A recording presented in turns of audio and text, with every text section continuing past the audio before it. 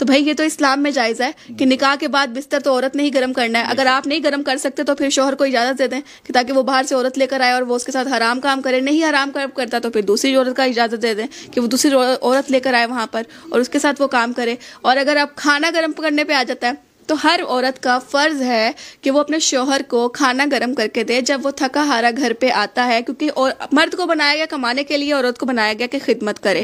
ठीक है, तो अगर वो खिदमत नहीं कर सकती तो वो तो इस्लाम के खिलाफ जा रही है। और अगर इस बात पे मेरे पे बड़े तस्परे होंगे कि मैंने कहा है कि औरत का काम सिर्फ खिदमत करना है मर्द की, तो मैं कहती हूँ भाई आजकल का दौर इस तरह है कि एक मर्द अकेला नहीं कमा पा रहा, अपनी फैमिली को नहीं चला पा रहा, महंगाई बहुत ज्यादा हो गई है, दोनों को बाहर निकलना पड़ रहा है। तो भाई इस नारे को ये बना लो कि एक दिन तुम खाना गर्म करो, एक दिन मैं खाना गर्म करूंगी, क्योंकि दोनों थके हुए आ रहे हैं, दोनों कमा रहे हैं, तो दोनों का फर्ज बनता है एक दूसरे की हिफाजत करना, एक दूसरे को सिक्योरिटी देना, एक दूसरे का ख्याल रखना। तो ये मेरे ख्याल से बहुत चीप थिंग्स हैं कि हम बाहर जाए, हम कपड़ों के बगैर जाए और मर्द हमें ना देखे। मर्द क्या भाई, औरत भी देखेगी कि आखिर ये कपड़ों के बगैर आई क्यों है। तो आप इस तरह की ड्रेसिंग को कहते हैं कि मेरा जिस्म मेरी मर्जी, रात के 2 बजे आने पे आप कहते हैं कि मेरा जिस्म मेरी मर्जी, हमें इजाजत दी जाए।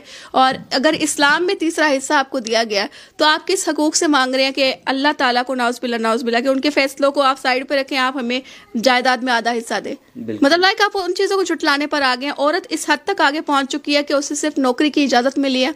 और बाहर के मुल्कों में बहुत ज़्यादा एजुकेशन है, हमारे में एजुकेशन नहीं है। हम BA MA कर लें तो हम समझते हैं हम पता नहीं कौन से डॉक्टर बन गए हैं, बट हमारे मुल्क में एजुकेशन नहीं है।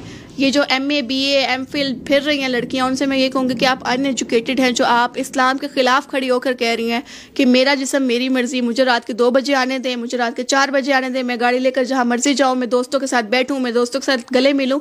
तो ये मेरे ख्याल से ना ही आपको इस्लाम देता है इजाज़त और ना ही आपके घर वाले इजाज़त देते हैं। या तो वो बेगैरत होंगे या फिर वो मतलब आप क्या समझती हैं कि आजकल कुछ ख़वातीन, बल्कि अक्सरियत मैं कहूँगा कि अगर कोई खातून को जॉब करती है ना तो वो इतनी अपने आप को मतलब कि इंडिपेंडेंट कर लेती है कि हद कर देती है। उसका शौहर अगर किसी चीज़ से रोकेगा भी तो उसने कहना है कि भाई मैं तलाक लेना चाहूँगी। वजह क्या है कि हमारा माइंडसेट ऐसा हो चुका है, या नई नई दौलत का सरूर होता है।